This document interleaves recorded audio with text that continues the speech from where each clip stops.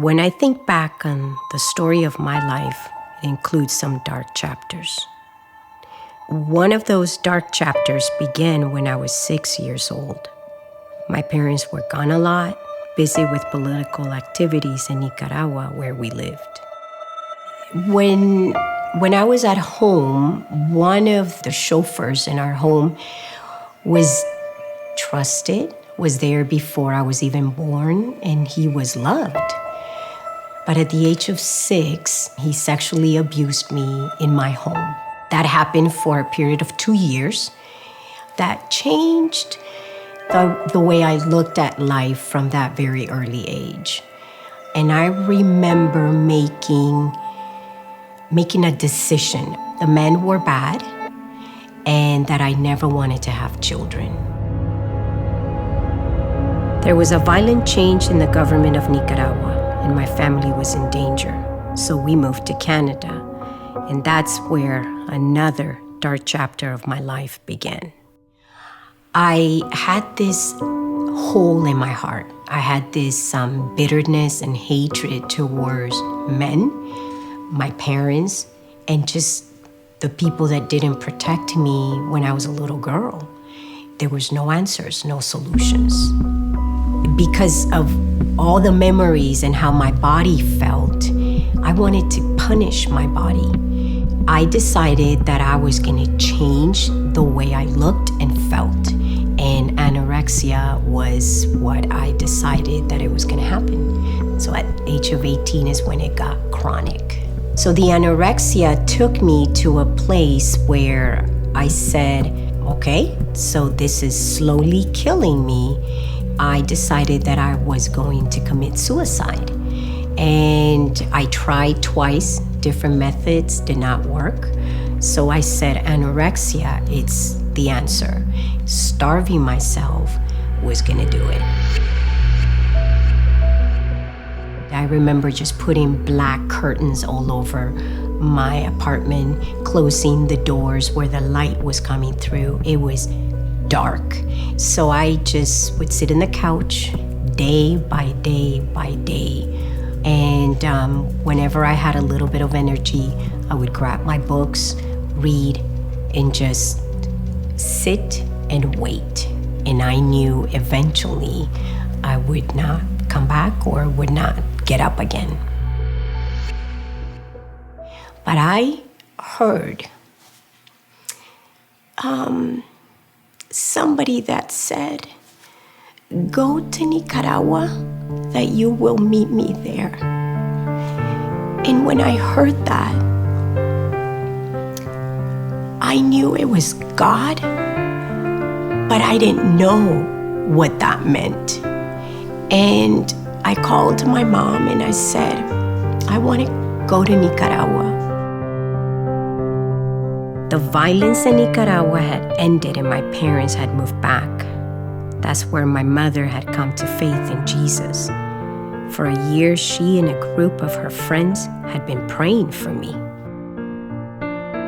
We went home that night, and I went back to my room, and I just started to talk to this God and said, you brought me here.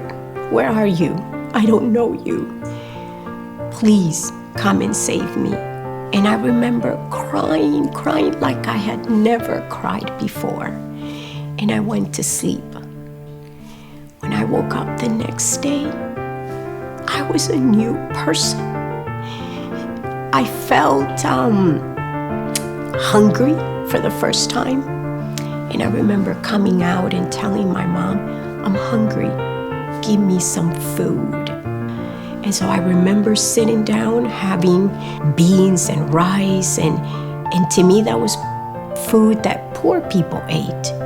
And when I saw that, it was beautiful. I was the poor one.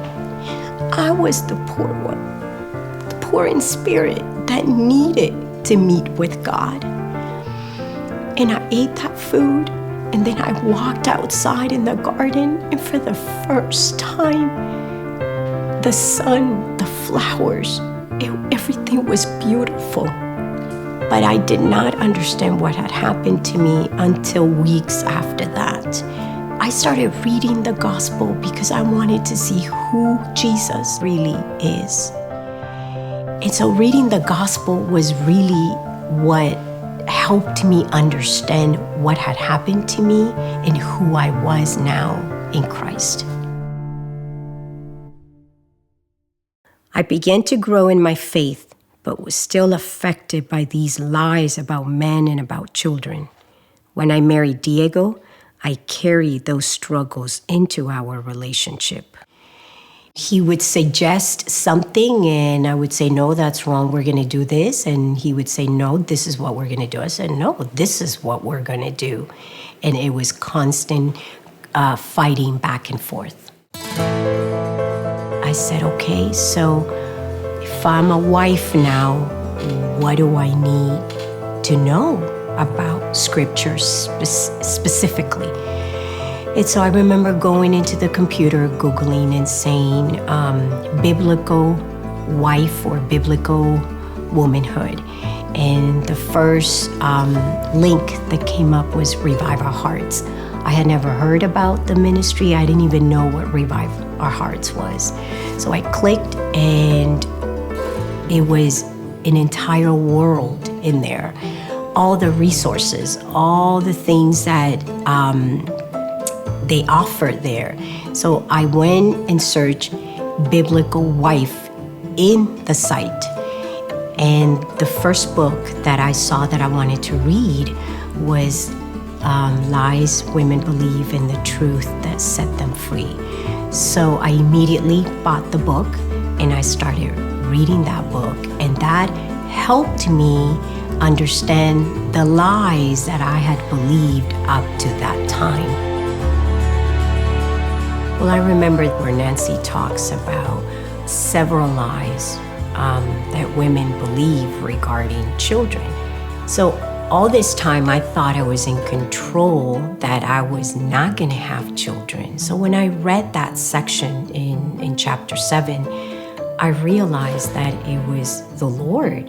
He was the one who, up to that point, had not given me children, and that I was never in control. And so after I continued reading and searching the scriptures, I realized that children are a blessing, that children do come from the Lord, and I was open to the idea.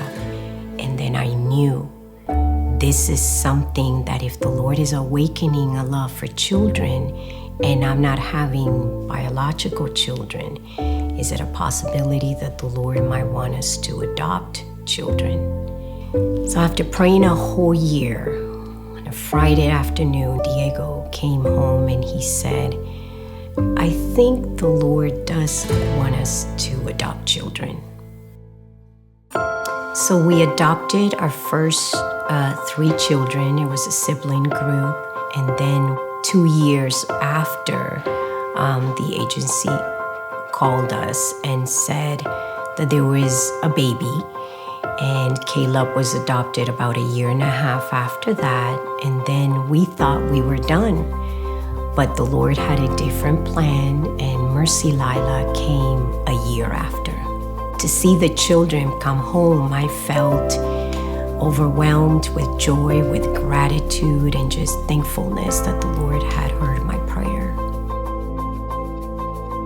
I am thankful and grateful that people give to ministries, because if they had not, when I needed an answer to what I was going through, and that Revive Our Hearts was the first ministry that appeared on that screen, it just would have been sad that because of lack of funds, we would not have that ministry that has helped me to this day. So I'm grateful that people have the burden and the generosity to give to Revive Our Hearts.